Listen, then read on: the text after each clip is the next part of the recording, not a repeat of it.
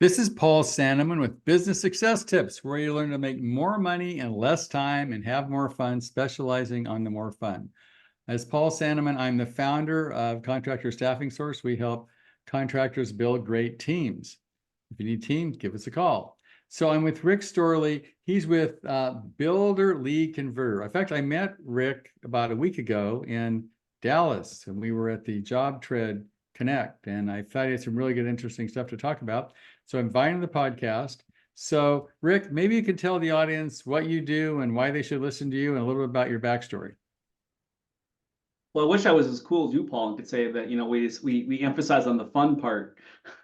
I like that a lot. No, the company name is Builder Lead Converter, and in a nutshell, in one sentence, we attract, capture, and convert high quality leads for our builder partners so they can pick and choose their clients and jobs.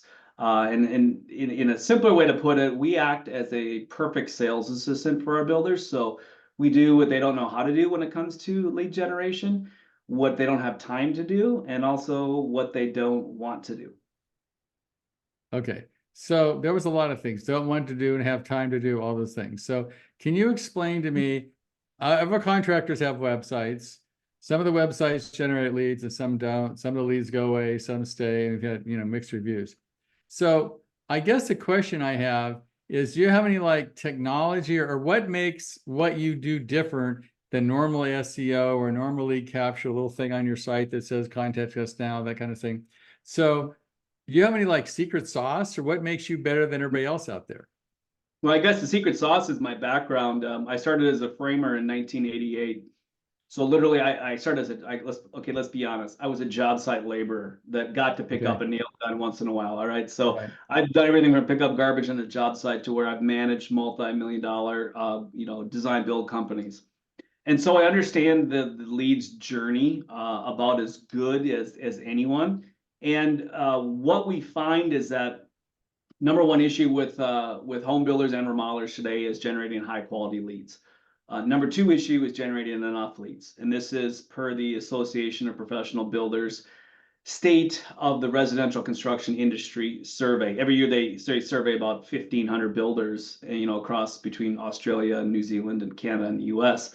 And those are number one and two issues. So about 6 out of 10 builders out there are struggling with lead generation. And more importantly, they're struggling getting high quality leads. So it's one thing, to get a lead. It's another thing to actually get a lead that's going to convert into a sale. So what we really focus on is building a system or a client acquisition funnel for high quality leads. And we look at, what's the number one lead source, okay, for high quality leads? Well, it's repeat referral business. Everyone knows that. That's absolutely doesn't matter if you're building $20,000 bathrooms or $2 million estates. It's a referral lead. Okay, so the next question is, well, what's the number two highest converting lead source? And that is inbound organic traffic to your website. So these are people that are in your local market. They're looking for a builder, and they're looking for the services the builder offers. So that if we make a distinction here, you've got organic or SEO or building your brand, and you got pay per click or Google or Facebook, whatever. So what's the difference and which one do you work with as far as helping them convert leads? What kind of leads? Both, one pay per click as well as SEO, or you help work on SEO? How's that work out? Well, you have to measure everything.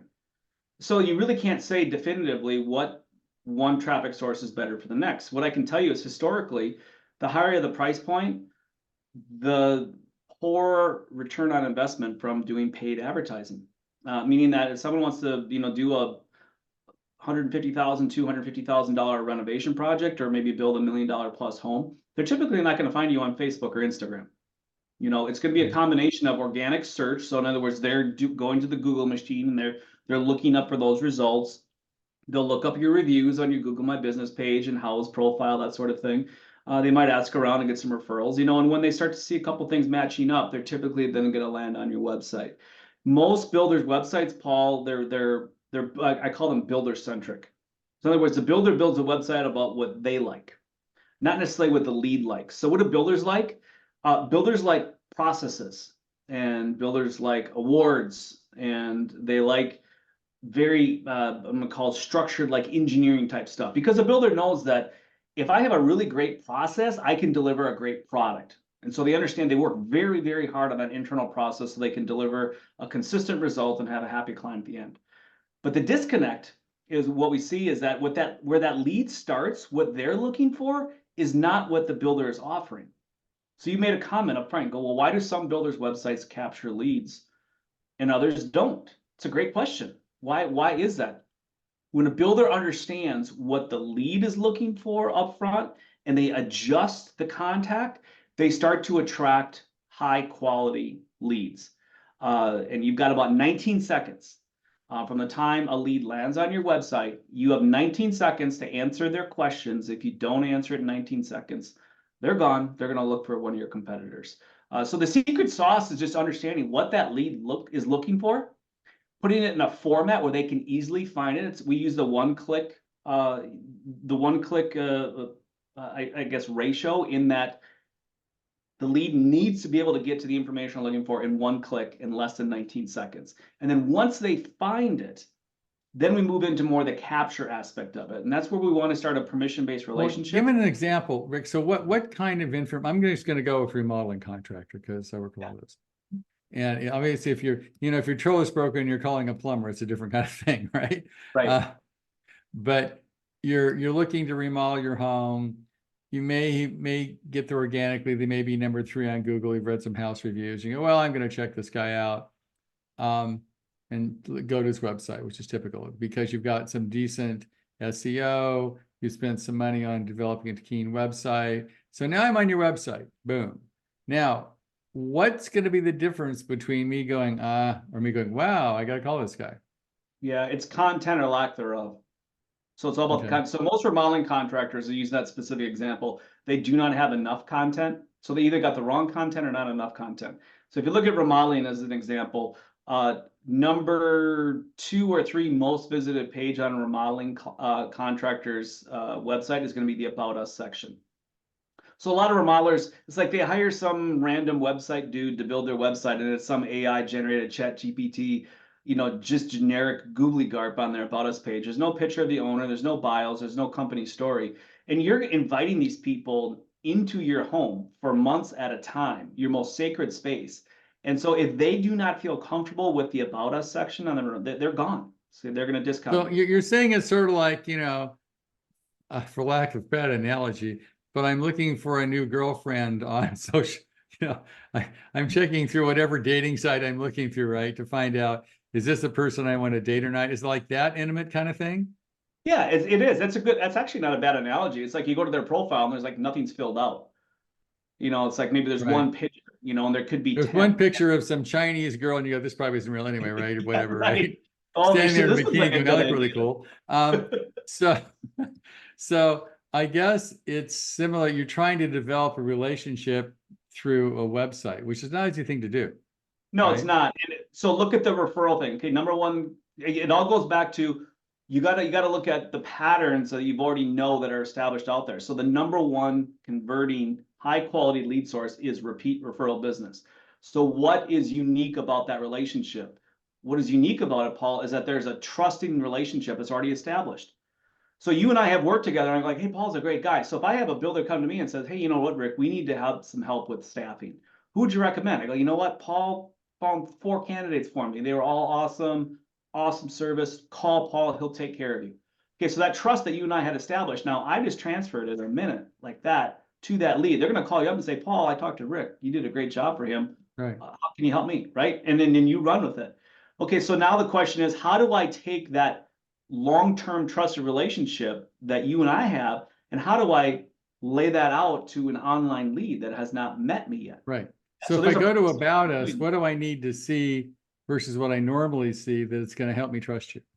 Yeah. So, okay. So number one, you got to start with three most important questions for a remodeling lead. Okay. So number one, I already mentioned, is the About Us, the background of your company. Number 2 is going to be, what are the specific services you provide? And I need to see a high quality visual elements to go with those services. Number 3 is going to be a well-defined service area. I need to know that you will come to my zip code, and it's got to be clearly articulated on your website. So if I see all 3 of those things, now I'm starting to establish trust and I see value for your company. Because the way people search for when they're looking for a builder or a remodeler online is they start with more of a, I'm going to call it like, say, they search by the entire country. Okay, so let's talk to the United States. Doesn't matter where they're going to remodel, they're going to look everywhere and everywhere to try to get ideas for what they can do for the renovations. But eventually that search is going to narrow down to their service, their local area. And Right. when they find a local resource that provides that information, they'll stop looking. They're done. So now the next step is you have to give them a compelling reason to want to start a relationship with you. Right. So So compelling, what is a compelling? I've been working this for my whole life, Rick. What is a compelling relationship that so somebody the wants to start compelling a reason. relationship So with me? it's an old sales technique, Paul. So I used to be a sales coach. You know, one of the things we learned as a sales coach is that you use a technique when you're selling called a controlled release of information. Meaning I give my lead just enough information to intrigue them to want to know more. But then I use a reason to give them more information in order to go to the next step in my sales process. So go deeper into my sales funnel. So I'm like, explain to me the specifics of how that would work, right? Yeah, so again, my three main questions are, I want to know about you as a builder. I want to get some design ideas because I cannot visualize what my space will look like. And I need to know how much it's going to cost because I want to know if it's going to fit into my budget. I have a set amount of money. I have a sort of a vision in my head what this is going to look like, but man, that's about it. I need more details. So the compelling reason to get involved with me to start a relationship is I'm going to give them some additional information related to design or help them set a budget. Okay, so those are the two main things that I'm going to move for. So the compelling reason is like a negotiation. So if you've ever been across the table with negotiation, that's how it is when the lead is on your website as a builder. Okay, so when you say, look, I'm willing to give you this. Okay, and this might be like we use a digital idea flip book for design ideas, Right. or we have a scoping tool where someone can scope out their project and they can request to get a budget, and they can automatically send them a budget if they want. But that's a compelling reason.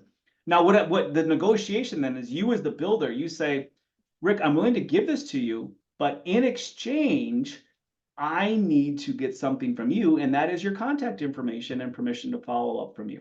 Okay, so that permission to follow up is the negotiation. So as a lead, if I feel like I'm getting more than I'm giving, I feel like I won the negotiation. So I have to give I'm you my opted in. email address or phone number in order for me to get the book or something like that, right? That's right. Yep. Sorry. No problem. We'll edit that one out. No, we don't edit, but it makes you more human. You're building relationship thank over you. with the audience because you got That a was cute nice. kid and nice wife. I told You're my good. wife, I said, I'm gonna be in a podcast. Let's see if you can keep the kids upstairs. Of course, the first thing they do is come to my Come office. But downstairs. I got it. anyway, yeah. So it's a negotiation, and what you're doing is you're letting them win. So they feel like they're getting more out of the negotiation than you are. In other words, the value of whatever I'm offering them is worth more than what I'm giving them, which is my contact information and permission to follow up. What I'm doing, you'll get the lead. They'll opt in and they'll feel like, hey, this is some relevant information. Now, what I did at that point is now I just gave them something. I said, I will offer this to you. You give me your contact information. And as soon as I deliver it, that trust and value that I started to establish online, now that becomes a little bit more real because they're like, wow, he said he would give me this digital flip book. He did. He said he would give me this, a price for my project. He did.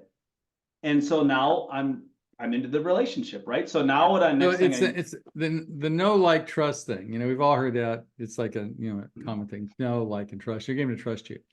What I would say, Rick, is there's lots of guys out that are website designers, marketing people, and I've seen a ton of websites, right? In fact, you do websites. So how do I know if my website is the right kind of website and I'm maximizing my sales funnel so I get as many leads as I can versus something? How do I tell whether my website is the right kind of website to generate leads versus just a brochure? there's no one answer to that, Paul. It starts with, just the basic functionality of a website. Okay, is it optimized properly? Is it mobile friendly? Is it, in other words, is the website going to hinder you in your rankings with Google? Okay, so just the basics. Okay, so once you have the basics down and you put the right content in the right place, so again, that's that 19, answer the 3 questions. What will my project look like? Who is going to build it? and how much is it going to cost? So I guess the question I have, Rick, is when you interface with a client, is it the web company that generates the leads and then you know what to do with them, or do you have generate the leads? Where's your No, expertise? well, what we're going to do is, so you have a URL up there. Okay. So your whatever your website address is, think of that as your virtual showroom. That's open 24/7. There are people every day coming and going off of that. The vast majority of those people do not leave their contact information. They don't start a relationship. So the first thing we want to do is we want to plug those opportunities. Your website's leaking high quality leads. So let's plug that. Okay. So let's reformat the website. That might be rebuilding it, putting the right content on there in the right format. Let's add the lead magnets. Okay. And then let's start measuring what are we getting. So for every 100 unique site visitors on that website, how many leads are we capturing? How many of those are converting to an appointment? That sort of thing. So that's the step one of what you have to do with your website. Is there's different ways to design a website. I mean, just give them the information and don't make it hard to find. Okay. It's as simple as that, as far as how you're going to critique your site. Now, are you a marketing guy? I mean, I'm going to say this is a broad stroke. You know, marketing is everything you need to get the phone to ring. And then once the phone rings, you answer the phone, it's sales. I'm just going to make that distinction. Okay. So I'm trying to find out where you in that position. So what happens is, do you help generate the leads, or do you generate the traffic, or do you take the traffic that's already generated and convert it into leads? Yes and yes. Yes. Yes. Yes. You all start with so what you question one is, how do you generate traffic? And question two is, how do you convert it? I'm getting a little sense of how you convert into leads. Just by having a website on Google, you have traffic on your site.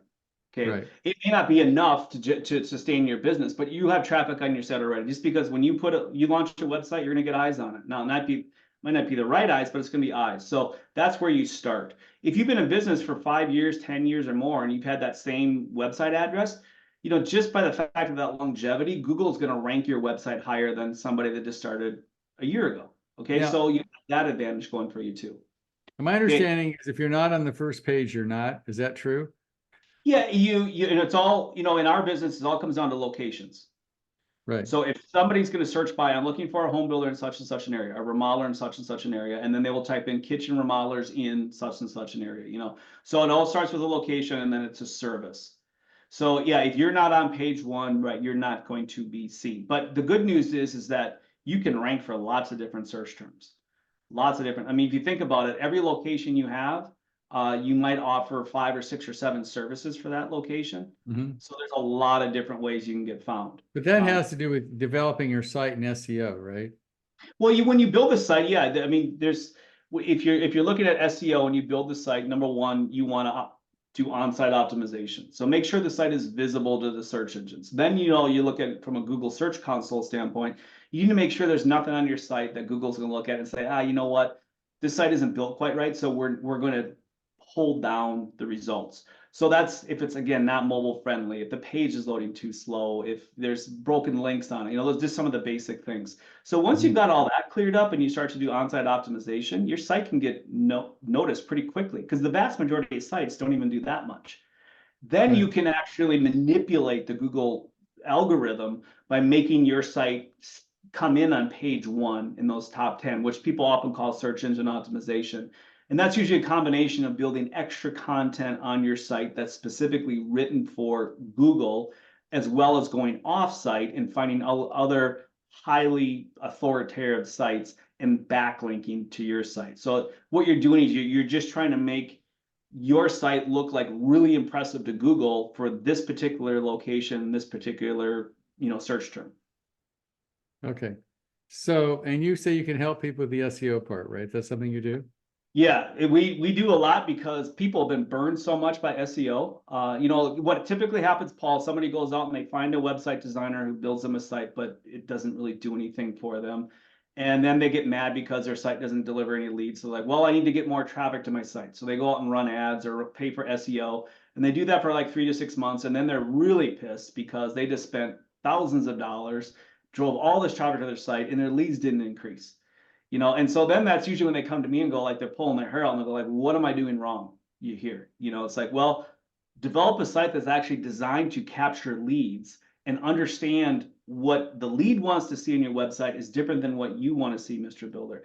And if you're not in this industry, like if you just like are a general website designer, you have no idea. You're just sort of following best practices of what a dentist's site might look like, or a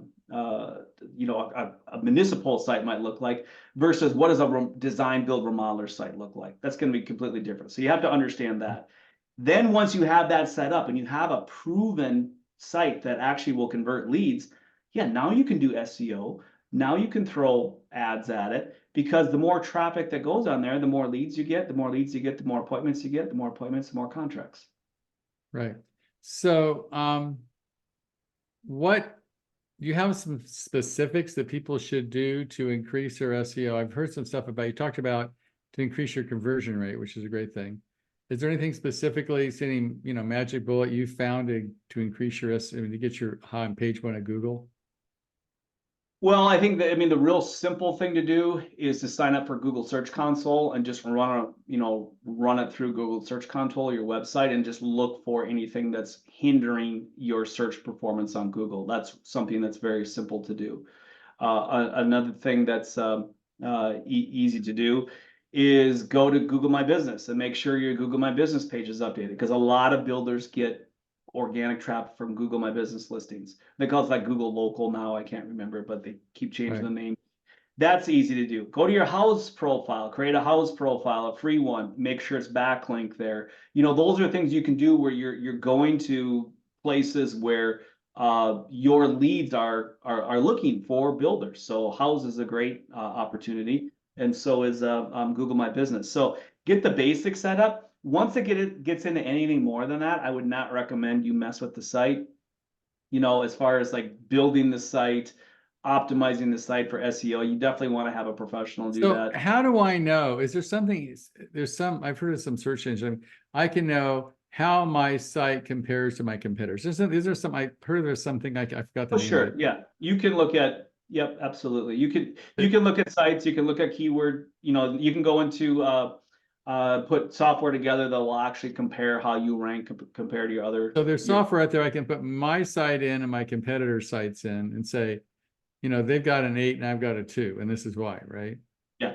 Yeah. The easiest way to do it is just go to do a Google search on yourself.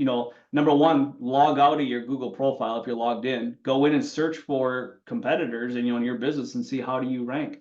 A lot of times, again, going back to Google local search, what'll happen is that if I'm looking for a remodeler and you're in Hawaii, and so certain location in Hawaii, the first results there are going to be Google local results. And a lot of times those are ranked by your review scores.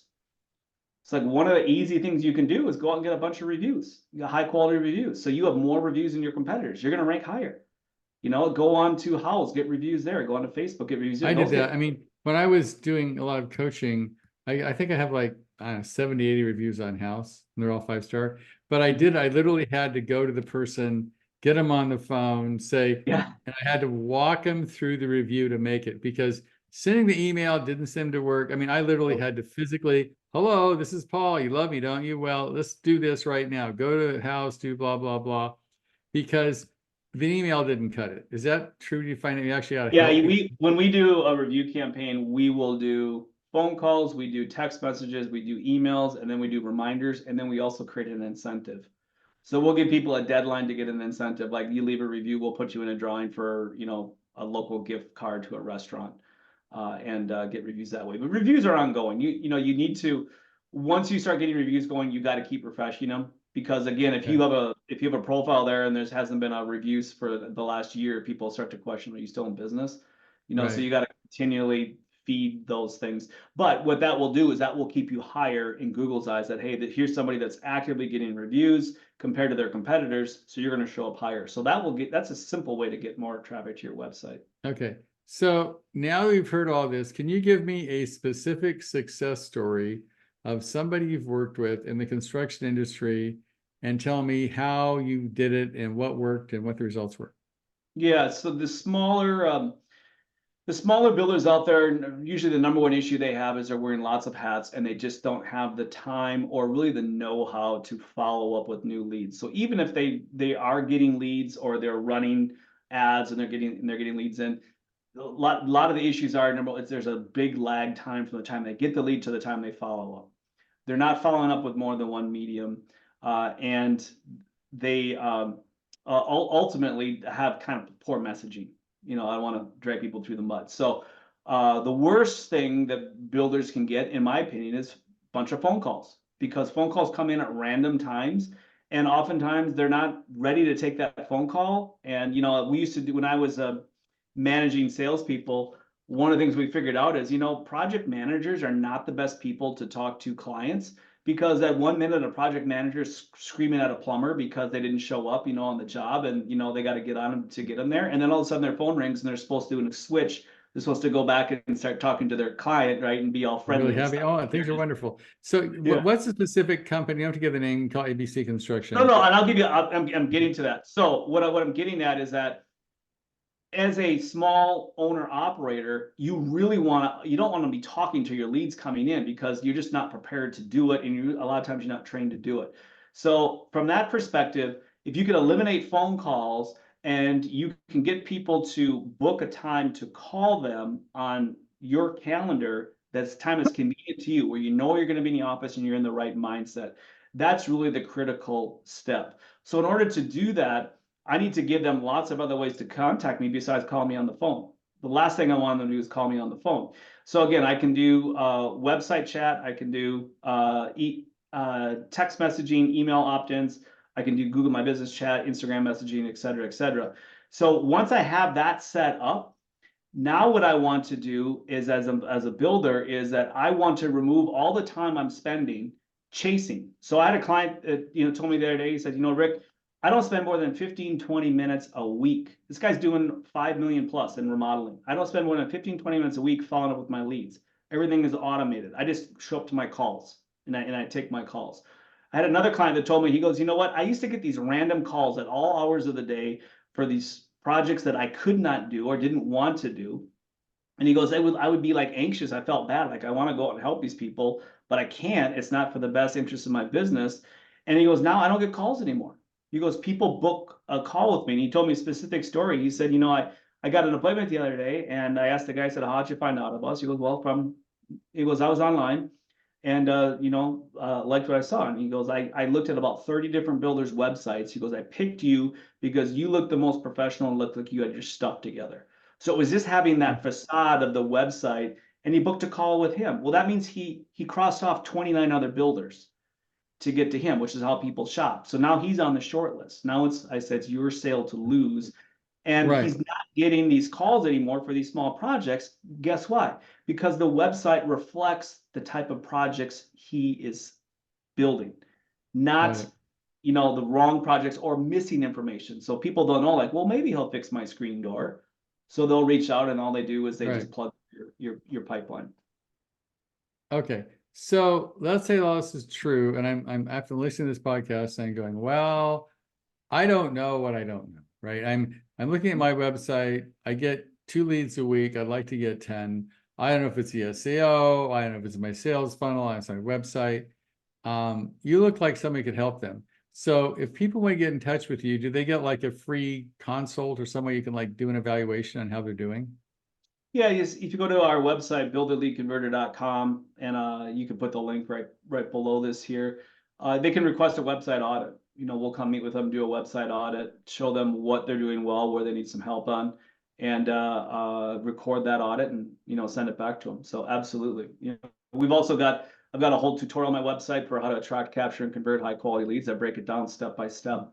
Some of the things you can do yourself, like we talked about. Some of them you can't. Because it does require automation and a lot of technology. But once the system's up and running, it's going to save you 10 to 15 hours per week. You're going to get a consistent, steady stream of leads, regardless of what the market is doing. So if the market's great, everyone can make money. It's easy.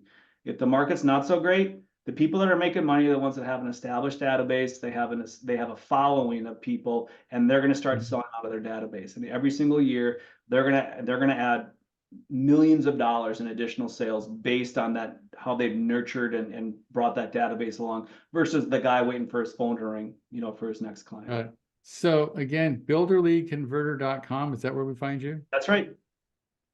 Just go to there and you'll do a diagnosis of their website. And to me, that's crazy. I don't care who you're using for SEO or your web guy is. I mean, it's always good to see how you're doing, and your web guy is going to have a vested interest, obviously, and telling you it's working great. So it'd be good to have an objective opinion like Rick to say, okay, is it really working? He may have said, you're amazing. Your web guy's perfect. It's awesome. Or it's, he sucks. I mean, but it's good to get an outside opinion. So I highly recommend you call Rick and get this outside evaluation so you can get an objective opinion on how your website is really doing. So give Rick a call and give one more time, Rick. It's the site again. Builderleadconverter.com. Okay, builderleadconverter.com. Go there and see if it does everything he says, and you can feel like he's a warm and friendly guy and converts a lead, so you call him, right? That's in the practice. We got, you can hear a lot from our clients too on the results they're getting. We have a whole case study page and reviews page and all in video. So check it out. Cool. It's great. Okay. Thanks, Rick. I appreciate you being here. It's really been an honor. Thanks, Paul.